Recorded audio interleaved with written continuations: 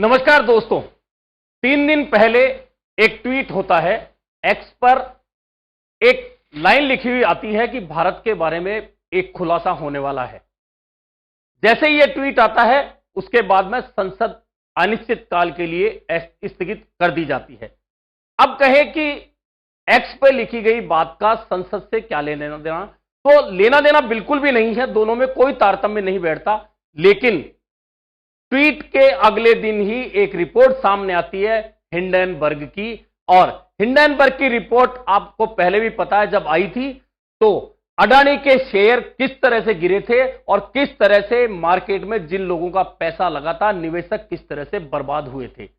यानी कि हिंडनबर्ग वो चीज है जो अगर किसी कंपनी के पीछे पड़ जाती है तो उस कंपनी का दिवालिया निकाल देती है। तो सबसे पहले आपको समझना होगा, नाथन एंडरसन जो हिंडनबर्ग चला रहे हैं, रिपोर्ट जो पेश करते हैं, जो खोज करते हैं, वे कौन हैं। उसके बाद में वे कितनी कंपनियों को अब तक बर्बाद कर चुके हैं, फ्रॉड कंपनियों को, यह आपको देखना होगा। दरअसल सबसे पहले आपको हिंडनबर्ग से जुड़ा कोई भी सवाल आपके मन से उठ रहा है तो सबसे पहले आपको हिंडनबर्ग के नाथन एंडरसन के बारे में जानना होगा। दरअसल नाथन एंडरसन हैरी मार्कोपोलोस के साथ काम कर चुके हैं और हैरी मार्कोपोलोस सेक में काम कर चुके हैं। और सेक वैसी संस्था है जैसे हिंदुस्तान में सेबी है, जो शेयर मार्केट को कंट्रोल करती है, उसी तरह से सेक अमेरिकी शेयर मार्केट को कंट्रोल करती है। हैरी मार्कोपोलोस के साथ में नाथन एंडरसन काम कर चुके हैं। यानी एक बात तो आपके बहुत अच्छी तरह समझ में आ गई होगी कि अमेरिकी शेयर बाजार के अधिकारी के साथ में काम करने की वजह से नाथन एंडरसन शेयर के मामले में बहुत कुछ समझते हैं। उसके बाद में उन्होंने अपनी हिंडनबर्ग के जरिए खोजबीन शुरू की कंपनियों की।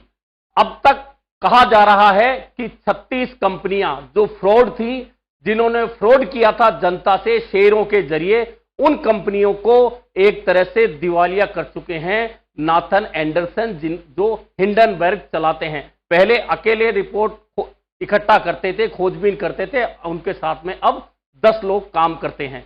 अब आप कहेंगे कि आखिरकार अडानी को लेकर वे क्या साबित करना चाहते हैं। तो साबित वे वही करना चाहते हैं कि जैसे आप अखबारों में कई बार खबर पढ़ते होंगे कि किस तरह से ठग पीतल को सोना बताकर उसे बेच जाते हैं, और बाद में जब सुनार के पास जाकर आप दिखवाते हैं तो वह पीतल निकलता है और सोना समझकर आपने खरीदा था, आपका पैसा डूब जाता है। नाथन एंडरसन और हिंडनबर्ग इन्हीं चीजों का सर्च करती है, इनकी रिपोर्ट तैयार करती है, और जो विश्व में अलग अलग देशों में जो कंपनियां फ्रॉड कर रही हैं उनके पीछे वे लग जाते हैं, तो फिर उन्हें छोड़ते नहीं हैं। अब आप कहेंगे क्या अडानी ने ऐसा फ्रॉड किया है। अब यह बात तो तब साबित होगी जब हिंदुस्तान की सरकार इस रिपोर्ट के ऊपर जांच करवाए, कोई जेपीसी की जांच संसदीय कमेटी की हो, या सरकार अपने स्तर पर जांच करवाए और इसका सच सामने लाए। पहले भी जब अडानी को लेकर हिंडनबर्ग की रिपोर्ट आई थी तो सरकार ने पक्ष लिया था अडानी का, हालांकि शेयर बाजार में हाहाकार मचा था और निवेशकों का लाखों करोड़ों रुपया डूब गया था। अब हिंडनबर्ग की रिपोर्ट फिर आई है, और पहले जब रिपोर्ट आई तो छुट्टी के दिन थे 2, इसलिए पता नहीं चला, लेकिन जैसे ही आज बाजार खुला अडानी के तमाम शेयर नीचे आ गए। हालांकि बाजार बहुत ज्यादा नीचे नहीं गिरा और सपाट बंद हुआ है, लेकिन असर आगे चलकर कितना हो सकता है यह जानना बहुत जरूरी है, क्योंकि हिंदुस्तान में पहले शेयर में काम करने वाले गिने चुने लोग होते थे, बहुत कम लोग होते थे, लेकिन अब आम और मध्यम वर्गीय परिवार के लोग शेयर बाजार में पैसा लगा रहे हैं, और अगर उनका पैसा किसी वजह से डूब जाता है तो उसका गारंटर कौन होगा। अब सवाल यह है जो राहुल गांधी ने उठाया है। दरअसल इस बार मामला थोड़ा ज्यादा बड़ा है हिंडनबर्ग रिपोर्ट में, और बड़ा यह है कि अडानी का जहां पैसा लगा, जहां निवेश है, वहां सेबी की चेयरपर्सन माधवी बुच का निवेश है। यह बहुत इंपॉर्टेंट बात है जो हर किसी को समझने की जरूरत है। दरअसल माधवी बुच सेबी की चेयरमैन है और उनके पति REITs कंपनी के मुख्य सलाहकार हैं ब्लैक स्टोन के। अब इन सब में क्या तारतम्य बैठता है? अब भले ही आरोपों से कितना भी इनकार करे, लेकिन खुद हिंडनबर्ग ने अब सोशल मीडिया पोस्ट पे कहा है कि माधवी बुच ने अपनी जो सफाई पेश की है आरोपों को लेकर, उनमें कुछ आरोप तो उन्होंने खुद ने स्वीकार कर लिए हैं कि यूरोप में उन्होंने पैसा लगाया था। अब वो कब लगाया था, क्यों लगाया था, ये सवाल जांच के हैं जो हिंदुस्तान में संभव नहीं है कि फिलहाल होंगे। क्यों नहीं होंगे, इसको समझिए कि अडानी और माधवी बुच पर आरोप हैं, लेकिन आप देख लीजिए 3 दिन में सरकार से जुड़े लोग या सरकार से जुड़ी पार्टियों के लोग बचाव में अडानी और माधवी बुच के खड़े हो गए हैं और हिंडनबर्ग की रिपोर्ट को गलत बता रहे हैं। होगी हिंडनबर्ग की रिपोर्ट गलत, अगर वह रिपोर्ट गलत है तो सरकार को उस रिपोर्ट की एक एक कड़ियों की जांच करके लोगों के सामने रख देना चाहिए कि हिंडनबर्ग गलत है। इसके बाद में हिंडनबर्ग पर लोगों का भरोसा अपने आप खत्म हो जाएगा। अब आप सीधे तरीके से समझिए कि हिंडनबर्ग आपको क्या समझाना चाहता है अपनी रिपोर्ट के जरिए। दरअसल हिंडनबर्ग वही चीज समझाना चाहता है कि किस तरह से पीतल को सोना बताकर बेचा जा रहा है। अब बेचा कैसे जा रहा है? दरअसल बड़ी कंपनियां शेयर मार्केट में जब लिस्टेड होती हैं तो 10 रुपए की जब कीमत होगी किसी शेयर की, लेकिन अगर आपके पास वो बिकने आता लिस्टेड होते ही अगर उस शेयर की कीमत सीधे 2000 रुपए हो जाती है, 2000 रुपए 10 रुपए की चीज को 2000 रुपए में अगर आपको दिया जाता है तो वह चीज कितनी महंगी होती है और इसमें कहां गड़बड़ होती है, यह समझिए। दरअसल होता यह है कि कंपनियां जब लिस्टेड होती हैं शेयर बाजार में तो 75% शेयर खुद के पास रख लेती है और 25% शेयर बाजार के लिए छोड़ देती है।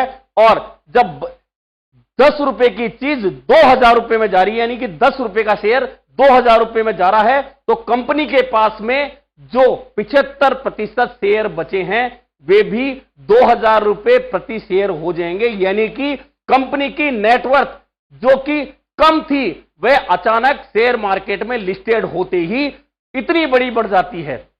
और उसमें सेबी का क्या काम होता है? सेबी का काम यह होता है कि वह कंपनी की जांच करे, शेयर की जांच करे कि क्या वह शेयर 2000 रुपए लायक है भी या नहीं। अब यहां यही गड़बड़ झाला हुआ है कि बड़ी कंपनियों ने, अब जो अडानी का मामला आ रहा है उसमें यही कहा जा रहा है कि उनके शेयर मार्केट की जो कीमत है, उनके शेयरों की जो कीमत है उसकी जांच सेबी ने नहीं की, क्योंकि खुद माधवी बुच के हित जुड़े हुए थे उसमें। यह हिंडनबर्ग का आरोप है, रिपोर्ट में यह आरोप है। और जब जांच नहीं हुई तो अडानी की वैल्यू, अडानी की कंपनियों की, अडानी के शेयर की वैल्यू बढ़ गई। अब वैल्यू बढ़ गई तो क्या फायदा हुआ? सबसे पहला फायदा हुआ कि 75% शेयर जो कंपनी के पास है उन शेयरों की कीमत और कंपनी की नेटवर्थ बढ़ने से बैंकों से बड़ा लोन उन कंपनियों ने उठाया, अडानी की कंपनियों ने उठाया और उसके बाद में उसको आगे निवेश करते गए। और आपको पता है कि पिछले 6 साल में जिस तरह से अडानी की नेटवर्थ लगातार बढ़ती रही है और वह एक छोटी कंपनी से हिंदुस्तान की ही नहीं दुनिया की टॉप 10 कंपनियों में शामिल हो गए। यही बात हिंडनबर्ग बता रही है कि किस तरह से फ्रॉड करके, गड़बड़ झाला करके अडानी ने भारतीय बैंकों से बड़ा लोन उठाया है। अब आप कहेंगे लोन उठाया है तो वे चुका देंगे। अब आरोप यह है कि वह अमेरिकी हिंडनबर्ग है जो भारत की अर्थव्यवस्था को बर्बाद करना चाहती है। वह अपनी रिपोर्ट को बेचती है, उससे पैसा कमाती है। सही कह रहे हैं, निश्चित तौर पर वह अमेरिकी कंपनी है हिंडनबर्ग जो यह रिपोर्ट ला रही है। तो भारत सरकार को इसकी जांच करा के दूध का दूध पानी क्यों नहीं कर देना चाहिए?